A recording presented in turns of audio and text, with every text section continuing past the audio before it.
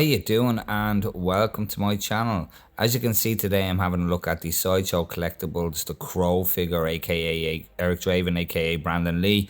I thought I'd review this in light of the caustic plastic Maestro line Crow that was teased recently. I did get this figure before I had a YouTube channel, so I thought this was kind of the ideal time to review it with the tease of the caustic plastic one.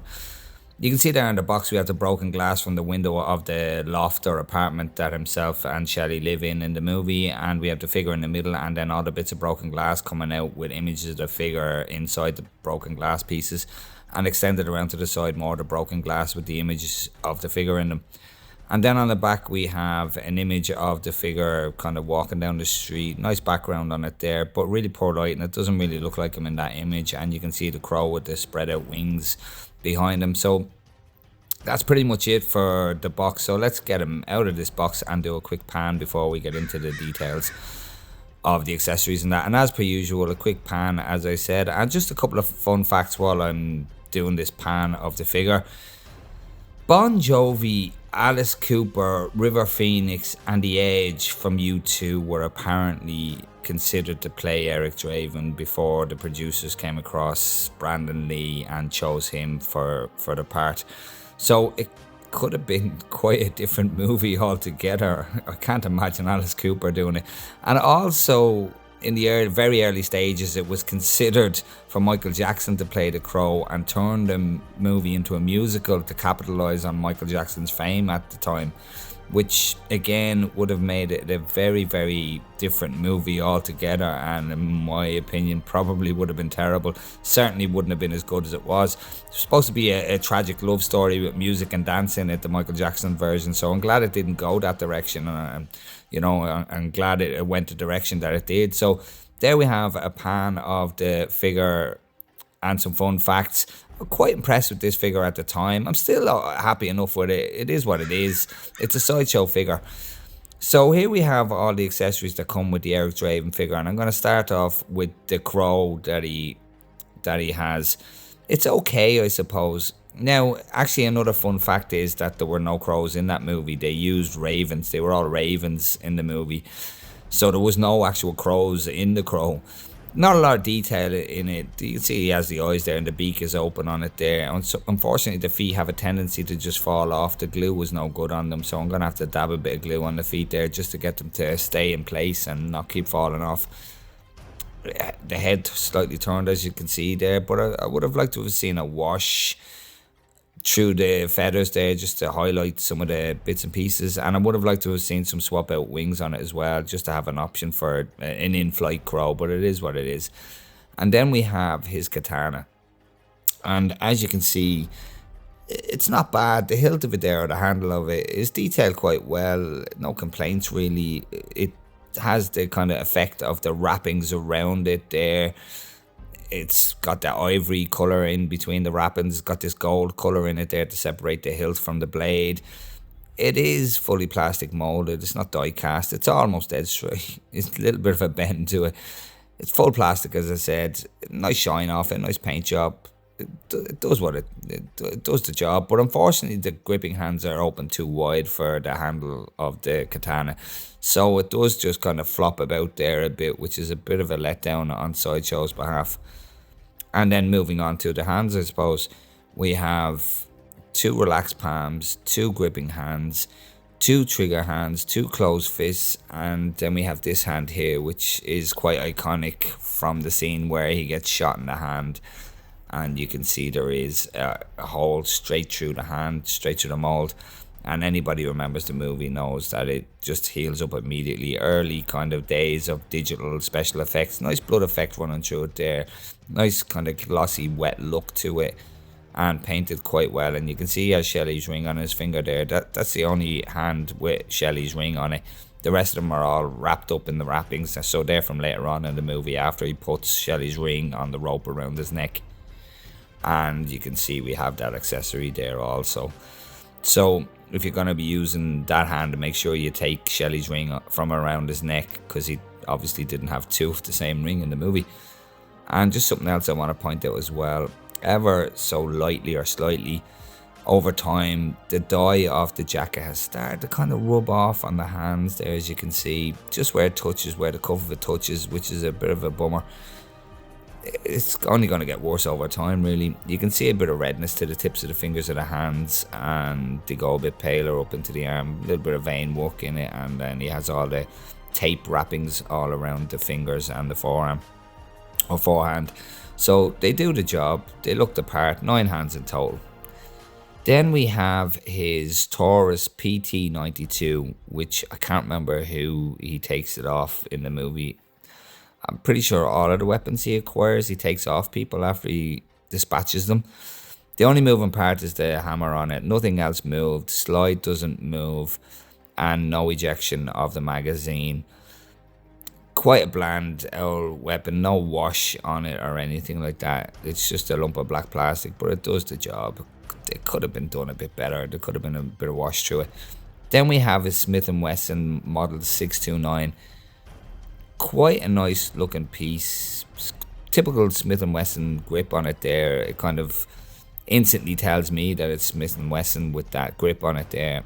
And this part opens up here, the loading part of it, the barrel, opens up just like it should, and just like most 1/6 scale revolvers open up just like that.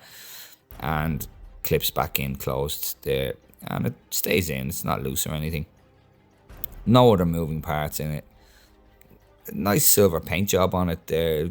Does the job. Looks the part. Then we have his Mossberg 500 Cruiser. Looks just like it did in the movie. It's got a nice shiny silver effect to it there. Nice molded grip on it as well, and a silver trigger. And it does have a functioning pump mechanism, although I don't think it goes back as far as it should. It should go back a bit further than that. But it's nice to have that accessory. It's nice to have the shotgun, and it does the job. And it's almost straight. But yeah, a nice accessory to have. And then we have the last accessory, my favorite accessory, which is it. First of all, we have the pleather strap. It is a pleather strap on it, and it can be removed if you so choose. And now that I've taken it off this little hook here, I can't get it back on. I shouldn't have done that. Let me get this back on. Just give me a second. Come on. And there we go. Very nicely detailed guitar. I'm actually going to hold it up this way. It would make more sense. Very nicely detailed guitar. It has a an almost functioning whammy bar on it there. You wouldn't want to move it too far. It could possibly break. It's quite fragile, but it is nice that it moves. And it does have like nylon strings on it as well. Very thin strings, which a nice little touch, a nice little attention to detail. All the knobs are in the right places, and all the tuning ends, the bars for tuning molded quite well. Very fragile piece with the whammy bar, and these little knobs, are quite fragile. And then on the back we have more detail of the guitar. So very, very nice accessory, and it could be possibly used with other figures as well if you deem necessary. So there we have it for all of the accessories. So moving on, we will take a look at the figure itself. And here we have the figure itself standing straight up as it comes out of the box. And just moving him aside, if I can get him off this stand. There we go. We have a typical Sideshow base, hexagonal shape with the crow written on the bottom of it there. Makes no sense to have it on the bottom. Why they didn't put it on the top of it there, I do not know. They're always doing this silly stuff at Sideshow. It looks so much better on the front there, or on the top. But it is what it is. It is Sideshow, and they do make some silly decisions sometimes. Starting off my usual fashion, we will have a look at his footwear, or his boots. One full plastic mold, or the rubbery. It's a very thin kind of soft rubber. The tongue is separated there, and you can see how flexible they are. It's a soft rubber, so there is a bit of give in them there. There is a bit of articulation as well in the boot. It goes back and forward and side to side, but there is a bit of articulation in it because it's wide at the top. No grip on the bottom of them. there. I don't think there should be. I think that's accurate. The eyelets are done okay. They could be done slightly better. They kind of start to lose that paint and fade as they go to the top. And the laces aren't exceptionally defined, but it does the job. There's a bit of dry brushing running through them as well. And then moving up to his trousers, and unfortunately they are pleather. They're a full pleather trouser, so the risk of them deteriorating and flaking is very, very high. I think personally, they ride a little bit high. I think they should be down a little bit lower on them. Just a tiny little bit lower. And these buttons here that run up the zipper part of it there, as much as they are detailed, they do have a star in the middle of them, which I believe is movie accurate. They all have the stars in them, but I just think they're just a slight bit oversized. I'd have to look back at the movie, but I think those buttons are a bit oversized. Non-functioning pocket, and then we have this section here on the right leg with the tape around it, and this string, which is a real string. It's not a plastic mold. It is a real piece of string that is fed through the trousers and around to the back, which is accurate and looks fairly decent. But unfortunately, like I said, fully pleather, no weathering on them, not really necessary. My only gripe, other than the buttons, is the pleather, the fact that they're pleather. You know, the buttons are a bit oversized, and the pleather are my only two issues with the trousers. And then moving up, we have his, actually, I'll take the jacket off in a few minutes and we'll have a look at the t-shirt he has underneath, or the long sleeve t-shirt he has. But just having a look at the jacket, full pleather again, very movie accurate, nice bit of length on it, wire running through the bottom of it for dynamic posing as well. And it does have the rips in it on the sleeve, which he acquires at some point in the movie. But I'm just not overly impressed with how the rips are done. They're just basically, somebody's just cut the pleather, you know, after it's been made, which weakens the pleather, which leaves it more open to deterioration and breaking down, and it could possibly flake quicker than it should because of the tears in it. And when you bend the arm, it doesn't sit naturally at all because of the tears in it. There's just this unnatural fold. It's not a bad old crack at it, but just when you bend the arm, there's just this unnatural fold in it and it doesn't look great at all. So it is what it is. Are the sleeves a little bit long? I don't think so. It was quite a baggy jacket on him in the movie. It actually fits better on the figure than it did Brandon Lee in the movie. All the buttons in all the right places, functioning pocket. As you can see, double-breasted, so buttons on both sides, and they're all in the right places. And the stitching is quite impressive. You know, it all looks neat and scaled down. You can see he has the gashes in the back of the jacket as well, which is accurate. And he does have the belt, which is tied off at the back, and you can't untie it. It's either glued or stitched in the back there. So no futzing with it, no needing the futz with it. It's not going to undo, and it sits nicely. And as I said, the stitching all running down, it looks spot on, and the wire in the bottom of it as well. It's typical Sideshow lining on the inside of the jacket. Any jackets I have from Sideshow all have the same kind of pattern on the lining of the jackets. All the Clint Eastwood figures have the same line, and most of the figures you get from Sideshow, they all have the same pattern on them. So I would not be inclined to say it's accurate. It's always different colours, but the pattern is always the same. So I wouldn't be inclined to say it's an accurate lining. Let's try and get this jacket off him now and see if we can have a look at his t-shirt or his long sleeve t-shirt. Can I get it off over the hands there? Probably not. Let's see what we can do. Oh, something else I wanted to mention as well, actually, before I take it off, is the hair. The hair at the back, it sits on the collar of the jacket and it digs into it, and I think that's going to be a part where the pleather is going to start to flake and give way, is where the hair digs into the collar of it there and just creates these indents in it, and I do think that's eventually going to cause some flaking issues. So let's get this off him and we'll have a look at these body proportions and his undergarment or his long sleeve t-shirt. So there we have it. Just looking at his body proportions, they're not too bad. He was quite thin. Brandon Lee was quite thin when he filmed the movie, so it's a nice and slender body that they've used. It's not out of proportion. It looks the part. Is it a bit too thin? No, I don't think so. I'd have to look back in the movie. You can see there on the t-shirt, just at the shoulders, it's not stitched very well. There's just got this little lump where it's all overlapped underneath and stitched on the inside.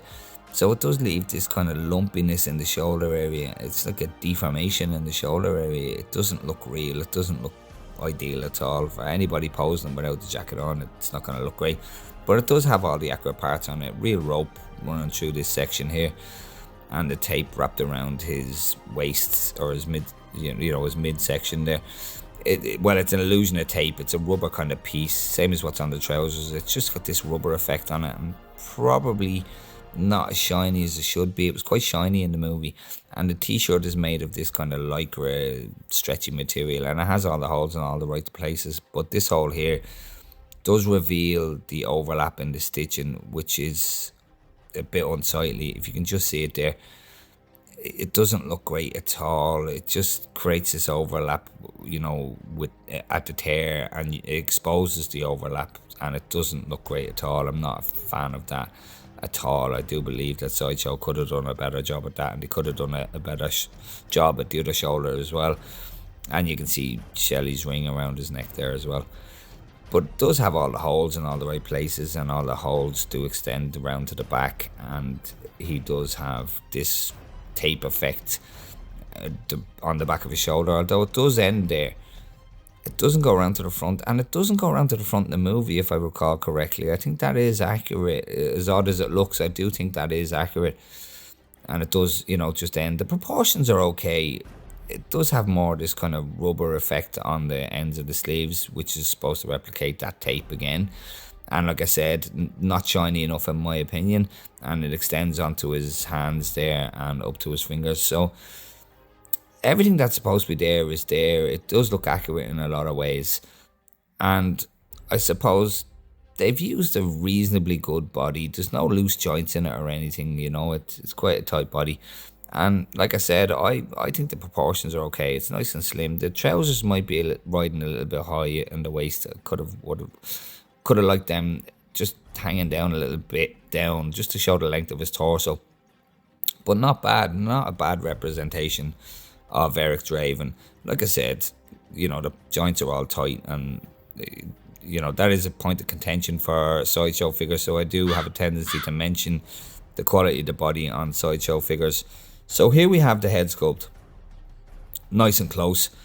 Not a bad attempt by Sideshow. Anybody who knows their Sideshow figures knows that they're better with their aliens than they are with their human heads. But because we have the makeup on his face here, it kind of in a way covers up some of the issues with the sculpt and the inaccuracies.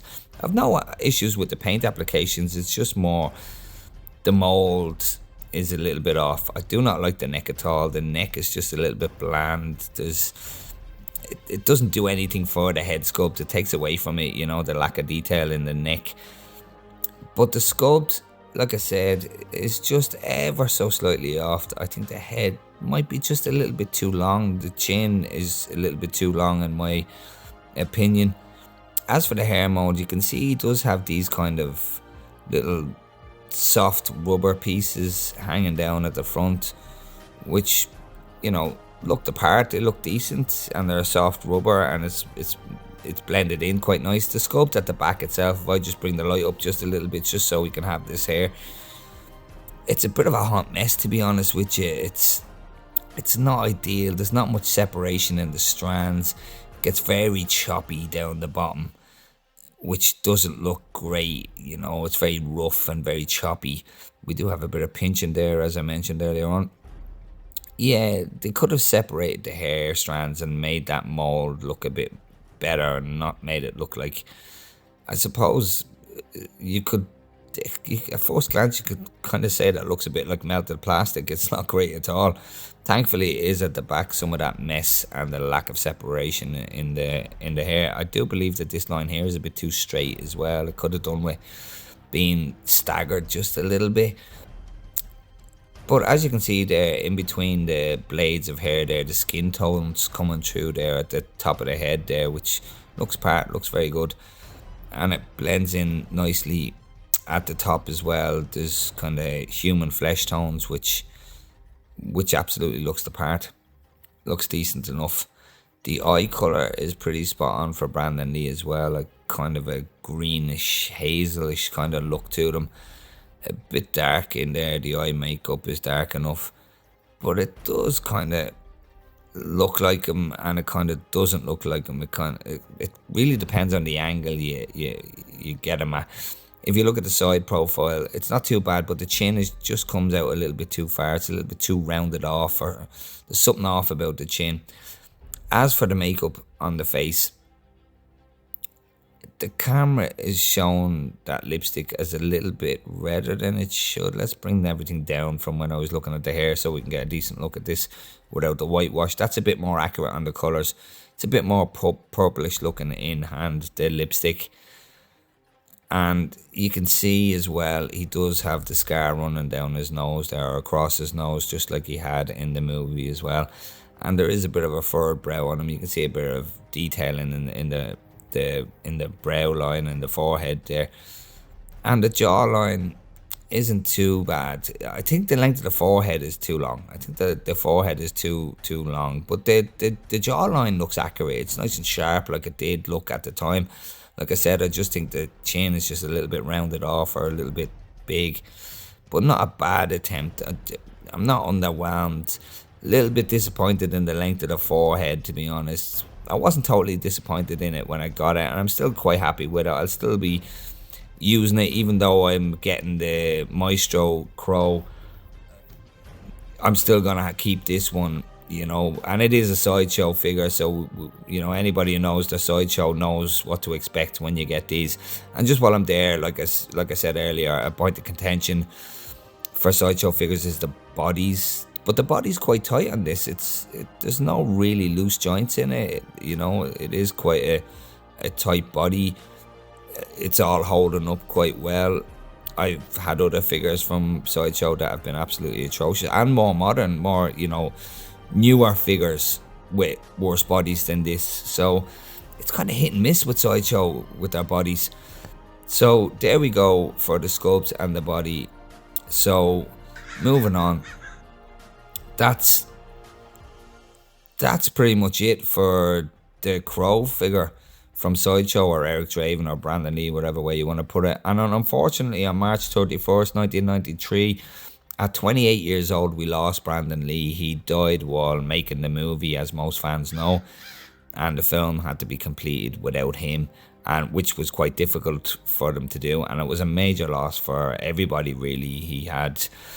He seemed to have a huge career ahead of him, and he was kind of taken from us really, really early. 28 years old, as I said. He was only, you know, at the start of his career and the start of his life, and it was quite a big round that he was shot with. It was, you know, a 44 Magnum round that he was shot with. It was a big round to go into his stomach, so that was a big part of why he didn't survive the injury.